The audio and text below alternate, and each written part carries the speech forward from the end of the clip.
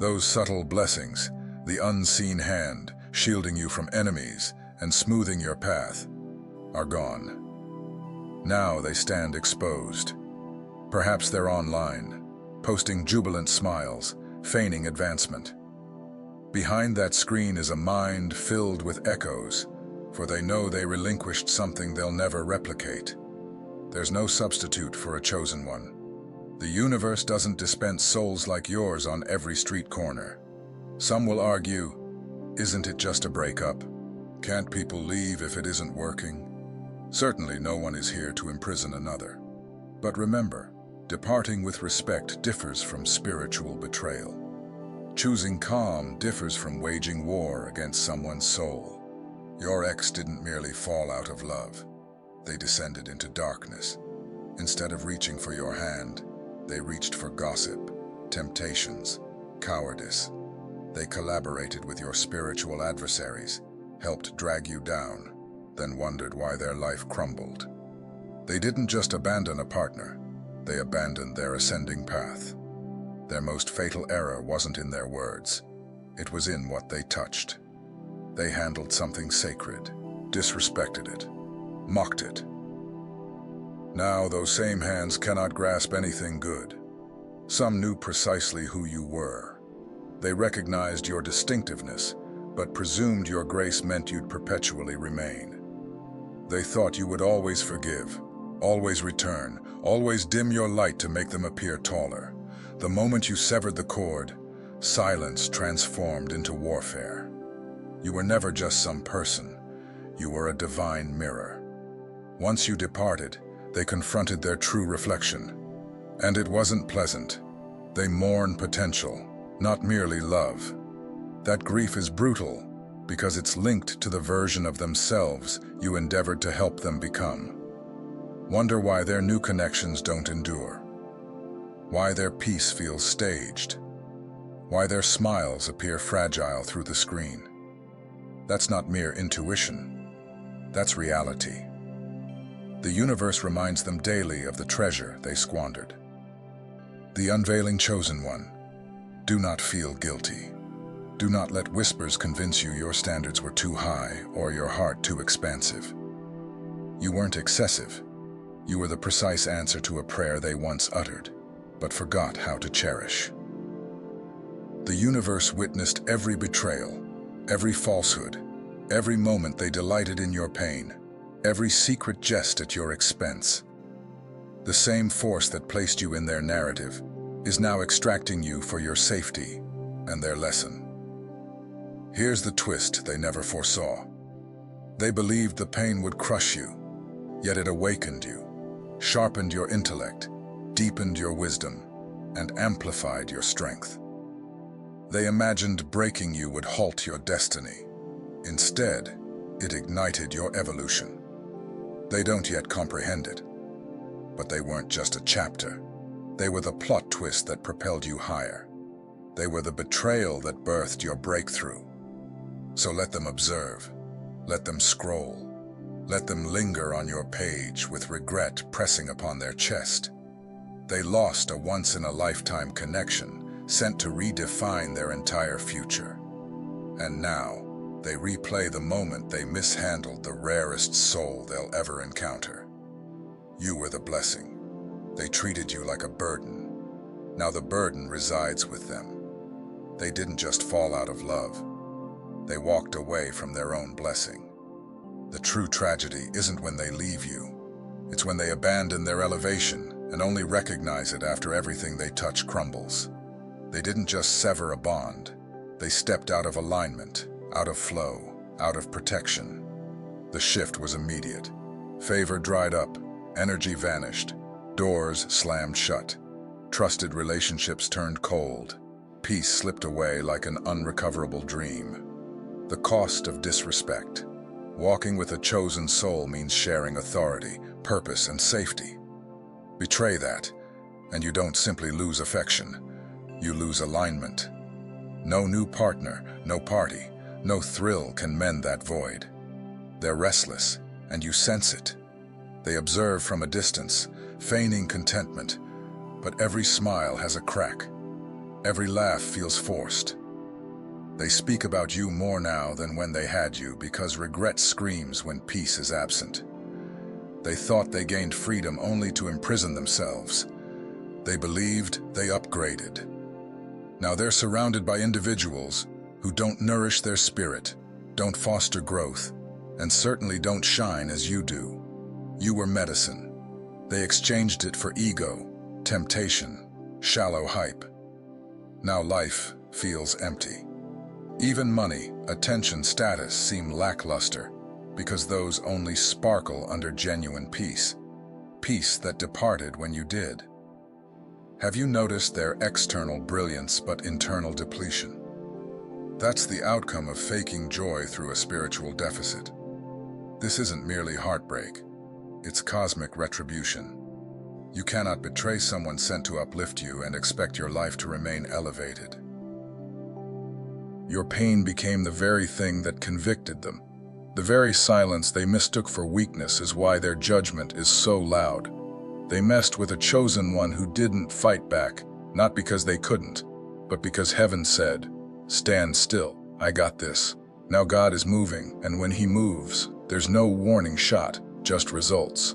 You are not just a person, you are a carrier of divine purpose, a living altar in human form. When people handle you carelessly, they're not just hurting feelings, they are defiling something sacred. You possess spiritual weight, carrying an assignment beyond looks, words, or status. So their attack wasn't merely personal, it was a spiritual violation. They didn't just cross a line, they entered holy territory. And now, consequences are inescapable. Every chosen one carries something heaven defends. As you were mistreated, bullied, slandered, and emotionally or spiritually dragged, you weren't just suffering, you were being recorded as a witness. You absorbed poison without retaliating, allowing yourself to be crushed but refusing bitterness. You took hit after hit and still showed up with your heart intact. This level of spiritual endurance doesn't go unnoticed in the divine realm. The fire they lit to destroy you has reversed, not because you cursed them or sought revenge, but because God has laws. One of them is this: you do not violate sacred things and walk away blessed. They touched something holy, believing it to be ordinary. When sacred things are treated as common, God does not let it slide. There's a line where mercy ends and justice begins, and they crossed it, thinking they were simply venting, correcting, or teaching you a lesson. But heaven took notes. Now, the very fire they intended to consume you with is turning on them. It's manifesting in their dreams, finances, relationships, and peace. They cannot control it because their hands that lit it were unclean. They played with spiritual fire, believing they were above consequences. But when the soul of a chosen one is attacked without cause, God doesn't just defend, He judges. You didn't fight back because you weren't meant to. The silence they perceived as weakness gave God full access. You didn't respond verbally, but heaven responded with fire. What they started in secret is ending in plain view, and this time no apology can extinguish it. They didn't hate you for who you are, they hated you for what you carry. Your presence confronted their buried wounds. Your light made their hidden darkness uncomfortable. Your authenticity disrupted their lies. Instead of facing their own issues, they made you the enemy. But what they failed to grasp was that their attack on you wasn't misdirected anger or jealousy. It was spiritual warfare aimed at the divine assignment on your life. You weren't the target. They were lashing out at the presence of God within you. And that's where they sealed their fate. They didn't realize that hurting you was equivalent to signing a declaration of war, not with a person, but with heaven itself. The moment they touched you with cruel intentions, they entered a battlefield they weren't qualified for. This wasn't a regular conflict. It was rebellion disguised as disrespect. Every chosen one carries a divine signature, a calling that activates the environment around them. People either rise when you walk into the room or try to drag you down because they can't match your frequency. Those who chose the second option weren't just disagreeing with you, they were challenging the God who called you. And God never loses a challenge, ever. They felt threatened, not because you did anything to them, but because your life was a mirror reflecting what they gave up on. Your growth reminded them of their stagnation. Your integrity reminded them of their compromise. Your favor reminded them of their disobedience. So, they tried to crush it, discredit it, and distort it because it was easier than facing the truth. But here's the twist: when they tried to destroy you, they activated your calling. Every word spoken against you backfired. Every scheme meant to block you actually built you. They thought they could fight you in the flesh, ignoring the fact that heaven was backing you in the spirit. But now the backlash isn't coming from you, it's coming from the one they truly offended. They didn't just come for a person, they came for a vessel. And when you come for a vessel God chose, you lose before the battle even begins, because it's never been about who you are, but always about who sent you. And that's where they messed up. You cried, you prayed, you asked God why He was letting it happen, why He didn't step in when your name was being dragged, your character assassinated, when loved ones became enemies overnight. You weren't just hurting, you were confused. You knew God saw it all, so why didn't He stop it? What felt like delay wasn't neglect, it was precision. Heaven was watching, not passively, but strategically. Every lie told about you, every setup, every conversation behind your back was added to the case. Every moment you chose silence instead of snapping, every night you cried yourself to sleep without telling a soul, every time you forgave and were still mistreated, all of it was spiritual evidence. God wasn't just going to shut it down. He was going to prove who was who. He wasn't going to give them room to twist the narrative. If He had responded too early, they would have played innocent, lied their way into sympathy. But God waited until the evidence stacked so high it couldn't be ignored. He let them go too far on purpose, so when judgment hit, no one could say He was unfair. Now, the case is closed. The verdict is sealed. And what's coming down isn't symbolic payback, it's real spiritual fire.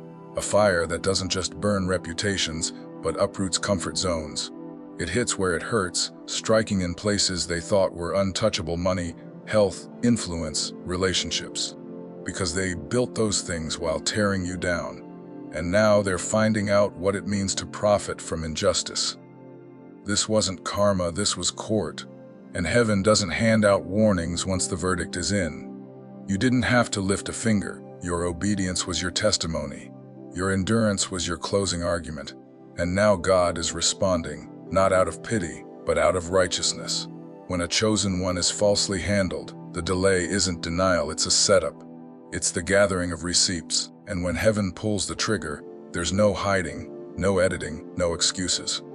The fire has already started, not out there, but right where they thought they were safe. God is not punishing, He's correcting. And this time, mercy stepped aside so justice could speak. They thought you were just another person to use, dismiss, or manipulate. To them, you were a convenience, a means to an end, someone to lean on when things got hard, someone to blame when things went wrong, someone to mock when they needed to feel superior. They misread your presence entirely. What they didn't know was that your arrival in their life wasn't random, it was divinely scheduled. You weren't there for decoration, you were there for evaluation.